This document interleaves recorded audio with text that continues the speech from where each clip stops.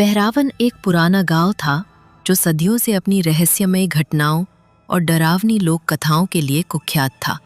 हर कोई जानता था कि गांव के उत्तर दिशा में बने पुराने पीपल के पेड़ के पास जाना मना था। वहां रात को कोई जाता नहीं था और बच्चों को सख्त मना थी उस दिशा में झांकने की भी। आग धुंधली रात, आसमान बादलों से घिरा और हवाएं कुछ कह रही थी। तभी गांव लौटता है आरव, एक युवा शोधकर्ता जो अपने पुरखों की जमीन और कहानियों को जानने आया था।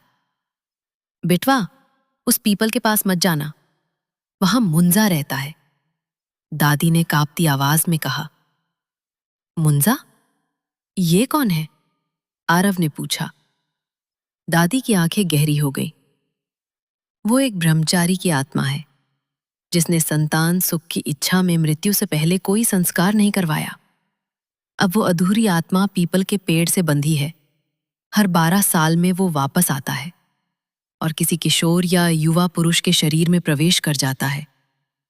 आरव ने दादी की बातों को पुरानी लोककथा समझकर नजरअंदाज कर दिया और रात में अकेले ही उस पीपल के पास पहुंच गया। वहां उसे एक सुनसान मंदिर मिला जिसमें टूटी मूर्तियां, राख और एक लोहे की जंजीर पड़ी थी। उस पर सूखे रक्त के निशान थे। तभी अचानक हवा थम गई। एक साया आरव की तरफ बढ़ा, आंखें अंगारों जैसी जलती हुई और कानों में एक फुसफुसाहट गूंजी। तू ही होगा मेरा शरीर, तेरा जीवन अब मेरा है। अगले दिन से आरव बदल गया। उसकी आंखें लाल हो गई, उसकी आवाज भारी और अजनबी हो चुकी थी। वो रात में अकेले कहीं चला जाता था और सुबह कपड़े गंदे, कीचड़ से सने हुए होते थे। गांव वालों ने कहना शुरू कर दिया कि मुंजा लौट आया है।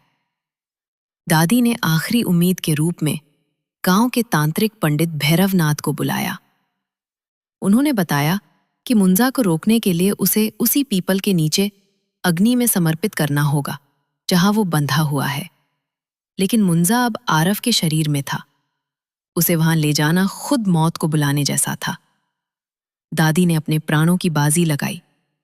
रात के तीसरे पहर सबले मिलकर आरव को बेहोश किया और उसे उसी पीपल के पास ले गए।